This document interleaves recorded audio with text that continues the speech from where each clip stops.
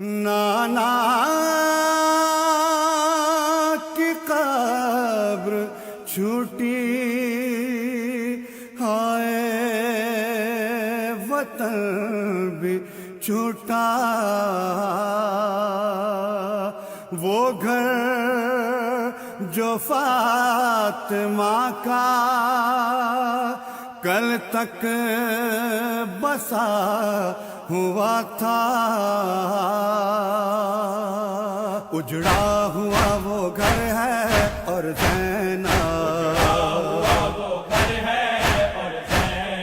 کفار کا لشکر ہے اور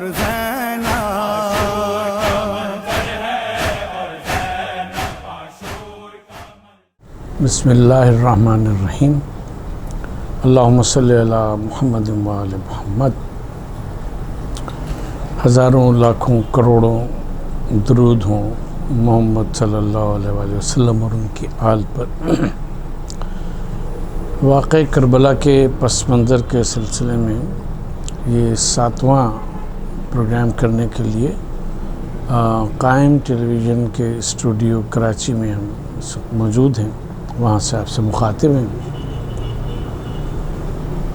گفتگو یہاں تک پہنچی تھی کہ جب یزید کے حاکم بننے کی اطلاع مروان نے امام حسین علیہ السلام کو دی تو آپ نے فرمایا کہ وَعَلَى الْإِسْلَامِ السَّلَامِ اِذَا بُلِيَتِ الْأُمَّةُ بِرَائِن مِثْلِ یزید، کہ اسلام پر، ایسے اسلام پر کہ جو اب لایا جا رہا ہے اس پر سلام ہو، کیونکہ اب رعیت کو، اسلام کے مملکت میں زندہ رہنے والوں کو، زندگی گزارنے والوں کو کے اوپر ایک ایسا نگہبان مقرر کیا گیا ہے کہ جس کا نام یزید ہے۔ ایک حدیث میں آتا ہے کہ جو اہل سنت میں اور مکتب امامیہ میں دونوں میں نبی پاک صلی اللہ علیہ وآلہ وسلم کی حدیث ہے، آپ فرماتے ہیں کہ کلکم رائن و کلکم مسئول عن رعیتہ، جس کے معنی یہ ہیں کہ تم میں سے ہر شخص گلے بان ہے، ہر شخص نگہبان ہے اس ریوڑ کا کہ جس کے اوپر اسے نگہبان بنایا گیا۔ اس کا مطلب یہ ہے کہ ہم جب اس دنیا میں آئے ہیں، کچھ لوگ ہمارے ماتحت ہیں، کچھ ہماری اولاد ہے، ہماری بیوی یا بیویاں ہیں، بعض معاشروں میں اولاد ہے، اولاد کی اولاد ہے، اسی صورت سے رشتہ دار ہیں، قریب کے لوگ ہیں، تو یہ سب ہماری رعیت ہیں۔ رعیت کے معنی بنیادی طور پہ وہ لوگ کہ جن کی نگہبانی ہم پر واجب ہے، تو ان کے حالات کو دیکھ کے پتہ چلتا ہے کہ ہم کس قسم کی رائی ہیں، یعنی کس قسم کی نگہبانی کرنے والے ہیں۔ تو امام علیہ السلام فرماتے ہیں، ابھی آپ دیکھیں کہ یزید نے حکمرانی شروع نہیں کی ہے، امام کو پتہ چلا ہے اور امام اس کے اوپر فرما رہے ہیں کہ جب امت کے اوپر یزید جیسا نگہبان مسلط کر دیا جائے تو پھر ایسے اسلام کو اور ایسی امت کو سلام ہے۔ یہاں ہم ایک بات کی وضاحت کریں کہ اگر امام صرف یہ فرماتے کہ ایسی امت پر سلام ہے تو شاید بات اتنی واضح نہ ہوتی، اور جو امام علیہ السلام فرمانا چاہ رہے ہیں وہ بات پوری طرح سے کنوے نہیں ہوتی۔ امام نے فرمایا کہ ایسے اسلام پر سلام ہو۔ بھئی لوگ اگر برے حالات میں ہوں گے یزید کے دور میں اگر معاشی ناہمواری ہوگی، عدل اور انصاف نہیں ہوگا لوگوں میں، یہ سب چیزیں ہوں گی تو امت پہ سلام۔ لیکن امام یہاں فرما رہے ہیں کہ ایسے اسلام پر سلام۔ تو ان دونوں چیزوں میں کوئی ربط ہے، اور وہ ربط یہ ہے کہ نبی پاک صلی اللہ علیہ وآلہ وسلم نے اپنی زندگی میں اپنے فرامین کے ذریعے سے، قرآن مجید کی آیات کے ذریعے سے کچھ اسٹینڈرڈ مقرر کیے، معیارات مقرر کیے،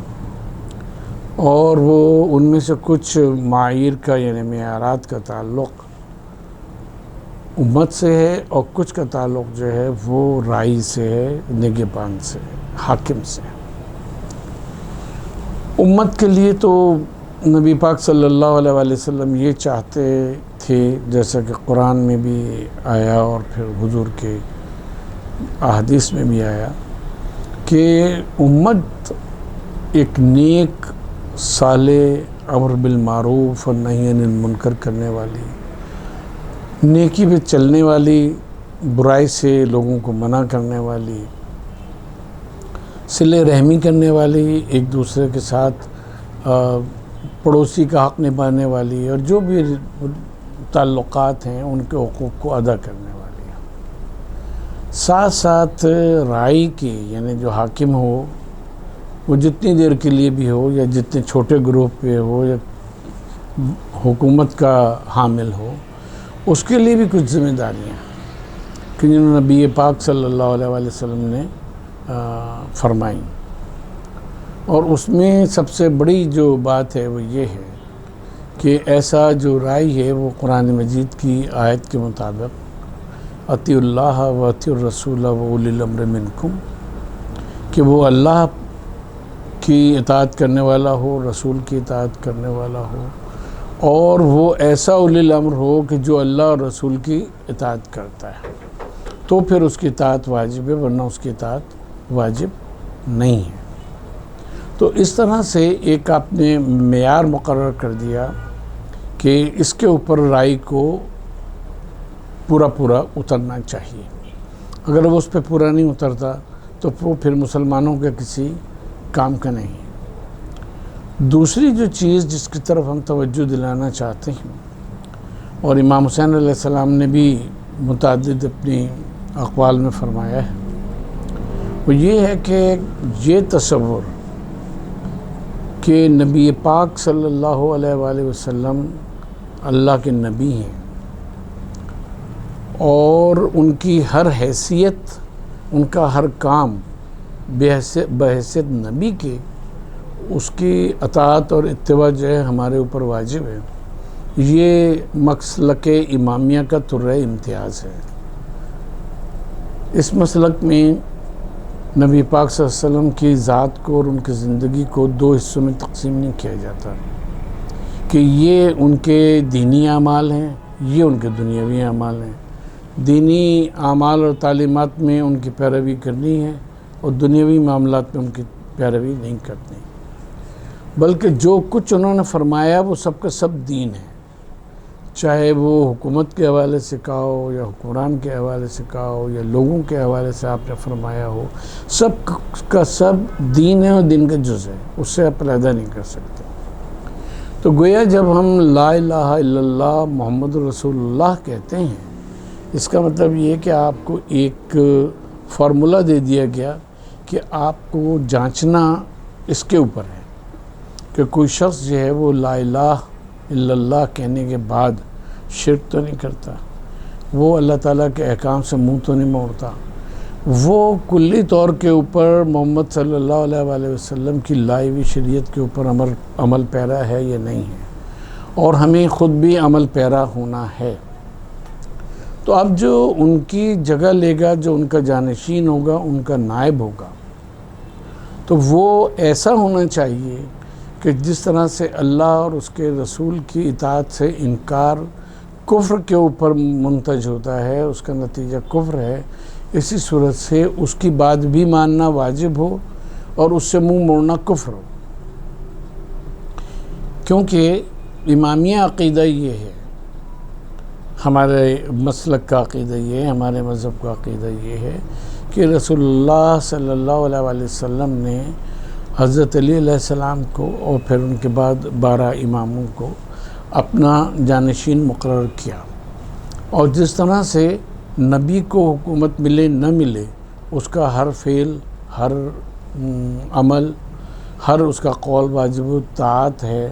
اس کی اطاعت واجب ہے، اسی صورت سے امام کا بھی چاہے اسے حکومت ملے نہ ملے، خلافت ملے نہ ملے، اس کا حکم ماننا اور اس کے فعل کی عمل کی اطاعت کرنا، اتباع کرنا، یہ مسلمانوں پر واجب ہے۔ اب اس کے برخلاف آپ آ جائیں کہ جو مسلک امامے کے علاوہ دوسرے مسالک ہیں، تو ان میں کسی کی اطاعت جو ہے رسول کے بعد وہ واجب نہیں ہے،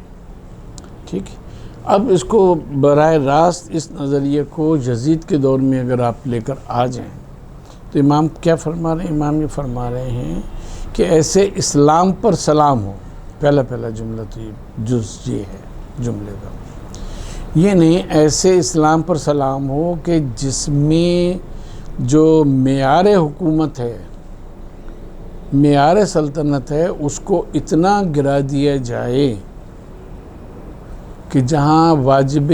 اطاعت اور واجب اتباع سے ہٹا کر اس کو اس پہ لے آیا جائے کہ جس کی بھی بیعت کر لی جائے گی وہی حاکم ہو جائے گا مثل یزید کے، تو پھر اسلام کہاں باقی رہے گا؟ پھر اسلام باقی نہیں رہے گا، حضرت یہ فرما رہے ہیں۔ اور اسلام کے باقی نہ رہنے کی جو معنی ہیں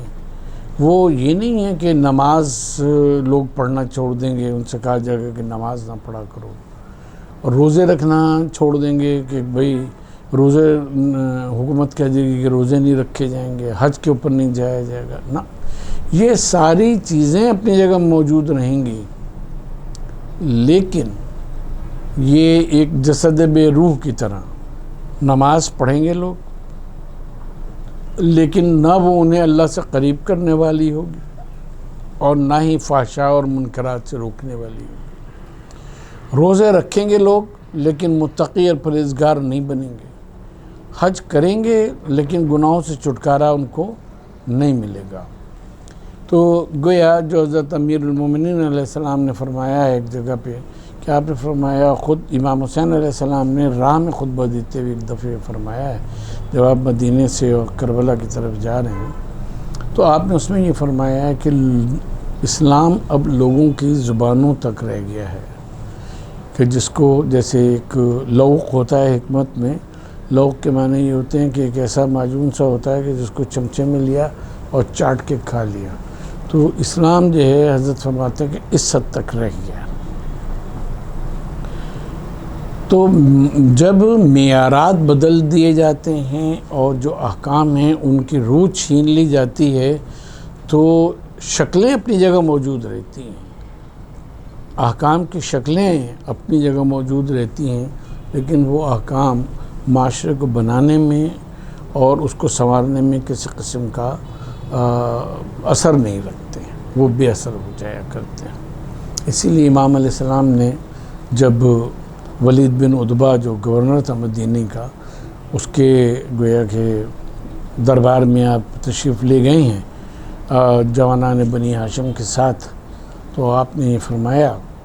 اور یہ ولید جو ہے یہ بصرہ کا بھی حاکم رہا تھا، اور وہاں بھی جو امام کے چاہنے والے تھے ان کو اچھی طرح سے جانتا پہچانتا تھا، اس کے بعد کوفے کا بھی حاکم بنا، یہاں مدینے میں اس کو بنایا گیا، یزید کی قریبی رشتہ داری تھی۔ تو بہرحال جب وہ بلاتا ہے اور امام اس کے بارے میں امام کہتے ہیں، فرماتے ہیں کہ یزید رجل فاسق شارب الخمر ویحل حرام اللہ ویحرم حلال اللہ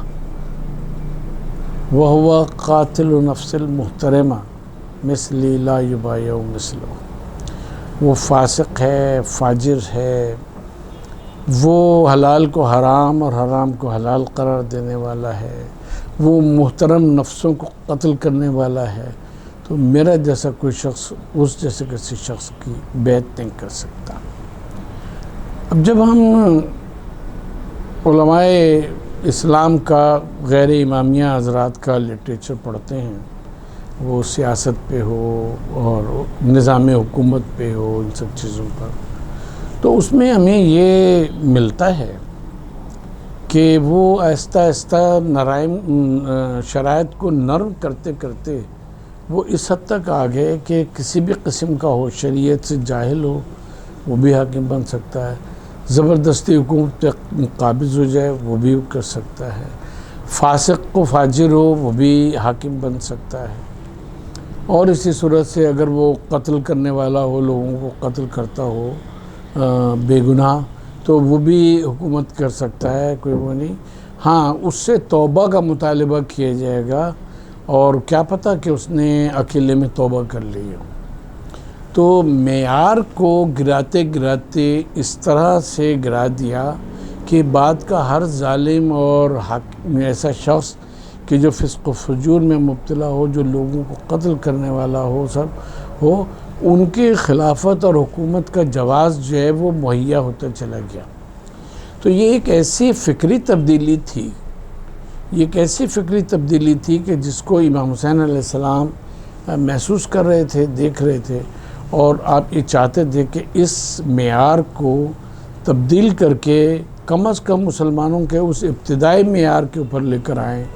جن کو وہ یہ کہتے تھے کہ خلافت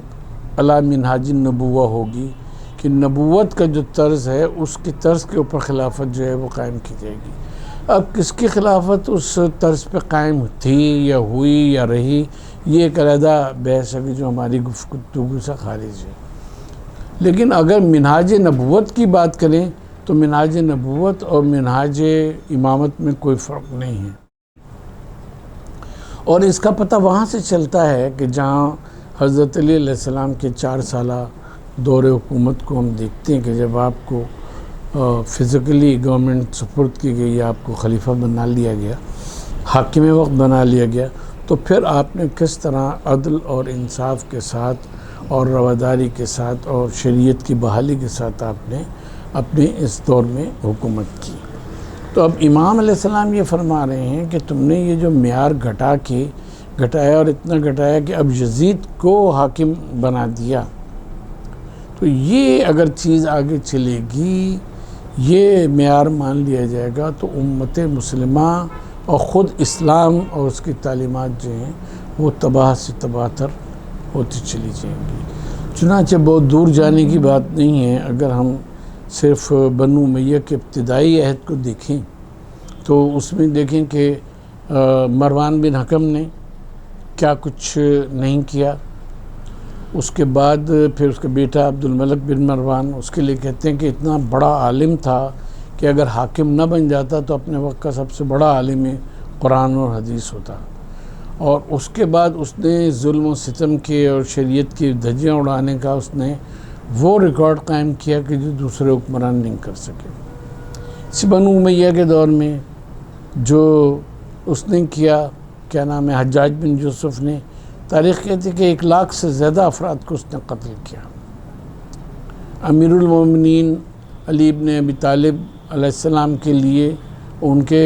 جو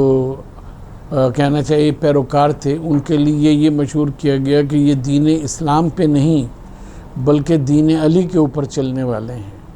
اور اس کو مد نظر رکھتے ہوئے حاکم شام نے حضرمیوں کو اور دیگر قبائل کے لوگوں کو اس نے قتل کر دیا، اور امام حسین علیہ السلام نے خط لکھا کہ کیا تم وہی نہیں ہو کہ جس نے یہ الزام لگا کہ یہ حضرمی اور دیگر قبیلوں کے حضرات جو ہیں یہ دین علی پر ہیں، یہ کہہ کہ تم نے ان کو قتل نہیں کروا دیا۔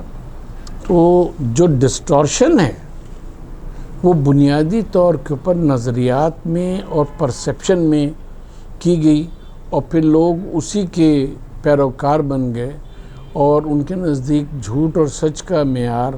حق کا اور باطل کا معیار یہ ہو گیا کہ جو حاکم وقت کہہ رہا ہے وہ ٹھیک ہے، اور جس بات سے حاکم وقت منع کر رہا ہے وہ غلط ہے۔ یہاں تک کہ ہم یہ دیکھتے ہیں کہ بہت اہم و معتبر نام جن کو ہم مینشن نہیں کریں گے، جن کا ہم نام سے ذکر نہیں کریں گے، ان میں ہمیں وہ لوگ بھی نظر آتے ہیں انفارچونیٹلی کہ جو مدینے سے کوفہ گئے، بغداد گئے وہاں، اور عراق میں جا کے انہوں نے احکام شریعت، مختلف احکام کے اوپر عمل شروع کر دیا۔ مثلا ایک وفد آیا مسجد نبوی میں، اور اس نے بیٹھے ہوئے باتیں کر رہے تھے مدینے کے صحابہ سے، اور انہوں نے یہ دیکھا کہ اذان کا وقت آیا، کچھ کھا پی بھی رہے تھے، اذان کا وقت آیا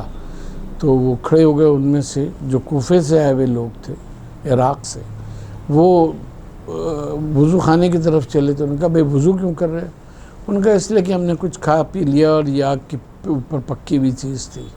تو ان کا رسول اللہ کے دور میں کیا ہم لوگ آگ کے اوپر پکی ہوئی چیز کھا کے نماز نہیں پڑھ لیتے تھے، وضو کیا کرتے تھے؟ کہیں گے نہیں ہم کرتے تو نہیں تھے یہ۔ تو ان کا اب کیا ہو گیا؟ کہ ہاں عراق جا کے ہمارے حالات جو ہیں نا وہ بدل گئے۔ تو مطلب جو شریعت رسول نے نافذ کی اور مکے میں مدینے میں جس کے اوپر عمل ہوتا تھا، وہ عراق جا کے اس کے اوپر عمل جو تھا وہ ترک کر کے جو وہاں کا رسم و رواج تھا اس کے اوپر عمل کرنا شروع کر دیا۔ اسی طرح سے ایک غزوے کا ذکر ہے کہ حضرت امیر المومنین کے ساتھ لوگ جا رہے تھے، اور وہ تھا ایک جگہ آئی، مقام پہ رکے اور کہا کہ صلی بنا یا علی، اے علی ہمیں نماز پڑھاؤ۔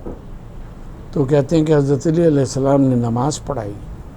تو صحابہ کا کہنا یہ موطئ امام مالک کی روایت ہے کہ صحابہ کا کہنا یہ ہے کہ ہمیں وہ نماز یاد آ گئی کہ جو ہم رسول اللہ صلی اللہ علیہ وآلہ وسلم کے پیچھے پڑھا کرتے تھے۔ اگر یہ حضرت علی علیہ السلام کے آخری دور کا بھی قصہ لیں، واقعہ لیں، تو وہ 40 ہجری، حضور کے 30 سال بعد۔ حالانکہ یہ واقعہ جو ہے یہ حضور صلی اللہ علیہ وآلہ وسلم کے زندگی میں ہی پیش آیا ہے، کیونکہ غزوے کا ذکر ہے۔ تو اس میں اتنی تبدیلیاں آ گئی تھیں، جو صحابہ مدینے سے باہر چلے گئے تھے وہ تھا، اس میں اتنی تبدیلیاں آ گئی تھیں کہ ان کے لیے مشکل ہو گیا یہ کرنا کہ رسول اللہ کی جو نماز ہے اس کو وہ پڑھیں۔ ان کو وہ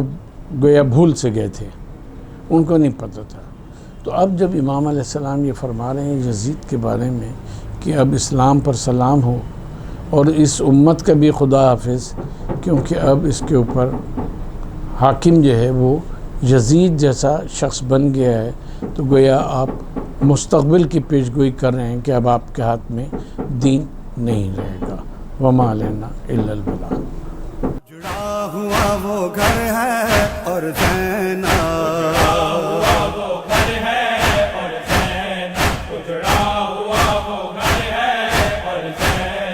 کفار کا لشکر ہے، کفار کا لشکر ہے اور زینب